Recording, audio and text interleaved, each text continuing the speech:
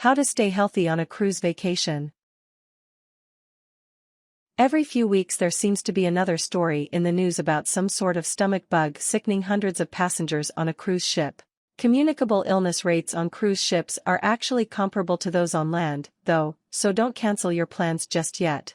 While there are some special measures you should take, for the most part the same things you do to stay healthy at home will also serve you well on a cruise ship. To stay healthy on a cruise vacation, plan ahead, be smart, and wash your hands a lot.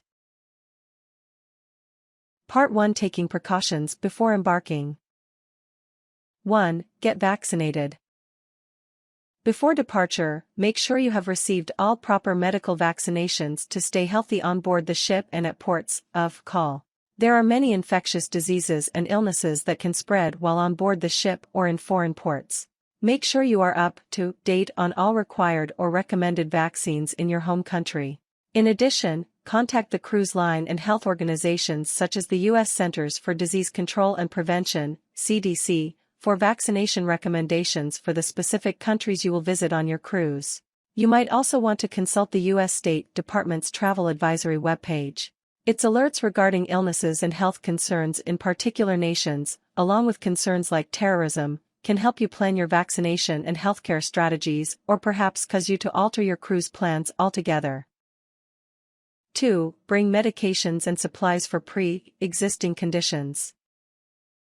Many of the same things that make a cruise vacation so appealing, the exotic locales, the new foods, the late nights, the unpredictability, can also exacerbate conditions like diabetes, cardiovascular disease, or various chronic illnesses.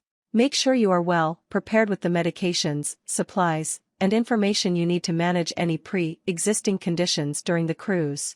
For instance, if you have a history of heart disease, make sure you bring all your medications and also consider bringing along a copy of your most recent EKG.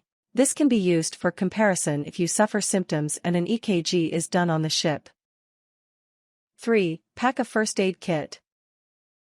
Large cruise ships have health clinics available to passengers, but the hours may be limited, the lines long, and the cost exorbitant.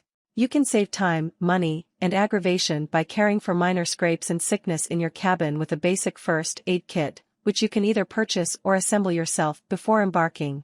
Include standard first aid items like bandages, gauze, sterilizing pads, etc., as well as medications for motion sickness, diarrhea, general pain, and so on. However, even if you are treating symptoms on your own, report signs of a gastrointestinal illness or other communicable sickness to the ship's crew. 4. Look into your health coverage. A pricey cruise can quickly become extraordinarily expensive if you need a medical helicopter evacuation due to a serious injury or illness. Without insurance, the bills can easily be in the tens of thousands of dollars. Contact your health insurer and get clear answers on the type and amount of coverage you have, or don't, when traveling abroad on a cruise. You may be able to purchase additional coverage from your health insurer, or you can look into buying separate travel insurance. Make sure that at very least you are covered for major expenses like medical evacuations. 5. Take care of jet lag before you board the ship. Most people have to fly to the departure port, and many end up dealing with jet lag for the first day or two of the cruise. If you have to fly in for your cruise, try to shake off your jet lag beforehand so you don't have to waste valuable cruise time feeling groggy, sleepy, and cranky. If possible, fly into the port city 1 or 2 days early. Rest, relax, and get over your jet lag before embarking on the ship, so you can maximize your time and enjoyment on board. 6. Tell the truth if you don't feel well. No one wants to have to reschedule or cancel a much-anticipated cruise due to an untimely bout of flu-like symptoms, but you owe it to yourself and everyone else to be honest if you aren't feeling well. Display the same honesty if you fall ill after getting on the ship, so the crew can take proper measures to prevent any possible outbreaks. Being sick doesn't necessarily mean you'll have to miss the cruise. Visibly ill passengers may not be allowed to board, or they may be quarantined in their cabins for the first day or two of the cruise. Part 2: Steering clear of communicable illnesses. 1. Wash your hands obsessively. This is the #1 way to keep healthy during a cruise. Wash thoroughly and frequently for the best results.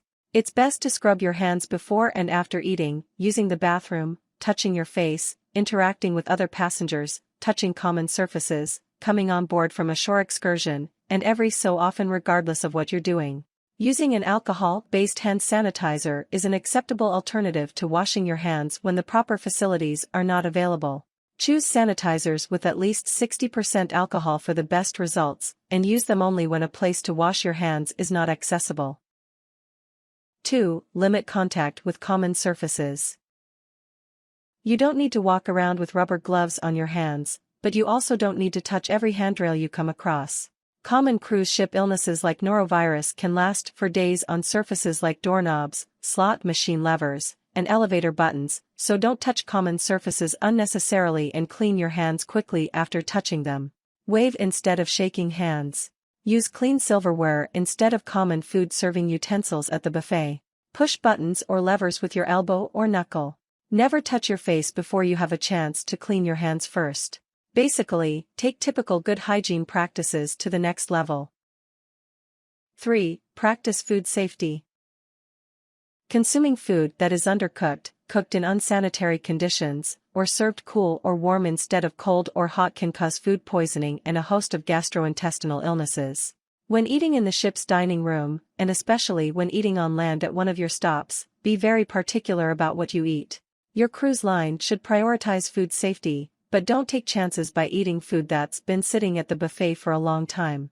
When dining on shore, especially in less developed nations, and when eating street food anywhere, eat only food that is cooked and served hot, ideally in your presence, choose only sealed drinks with no ice, and only eat fruit that you can clean and peel yourself. 4. Report sick passengers.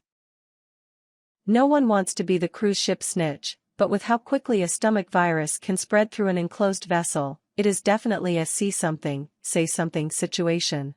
Discreetly inform a crew member if you see a fellow passenger who looks ill. You will be doing everyone else on the ship a favor. Quickly identifying, treating, and possibly isolating a sick passenger may mean the difference between a few scattered illnesses and a ship-wide outbreak of norovirus-induced diarrhea, vomiting, etc. Part 3. Addressing other common cruise illnesses. 1. Be ready for seasickness. If you know you tend to get seasick, suspect you may become so, or are just concerned about it, talk to your doctor before leaving on your cruise. Some medications, such as certain antidepressants, painkillers, and birth control pills, can exacerbate seasickness, so discuss all medications you take with your doctor as well. There are several medications that can effectively deal with seasickness, as well as common remedies ranging from ginger chews, which do seem to help, to wristbands, which don't. Consider booking a mid-ship cabin on a lower level. You will experience less swaying of the ship there. Stand more often, keep your eyes open, and get fresh air to help combat seasickness as well. 2. Eat in moderation and drink lots of safe water. Cruise ships are famous for having grandiose buffets and meal service that you've already paid for, so take little steps to help prevent overindulgence. At buffets, for instance, use smaller side or salad plates for your main courses, take small amounts of multiple foods at a time and eat only what you really like, and eat a later dinner to help limit the temptation of the midnight buffet. Dehydration can be a problem on many cruises, what with the frequent combination of hot weather, elevated alcohol consumption, and concerns about water quality. Drink water frequently throughout the day, either from sources on the ship, so long as you trust them, or from bottles. 3. Protect your skin. Especially since many cruises travel to tropical locales, you should take precautions against illnesses transmitted by mosquitoes or other insects. Consult the CDC or similar health organization for current warnings and recommendations. Bring and use insect repellent, and cover bare skin when possible. Report rashes or unusual markings caused by insect bites, or symptoms of illness to the medical staff on board. Covering exposed skin can also help reduce your likelihood of sunburn. Choose a wide-brimmed hat and regularly apply a full-spectrum sunscreen with UVA and UVB protection.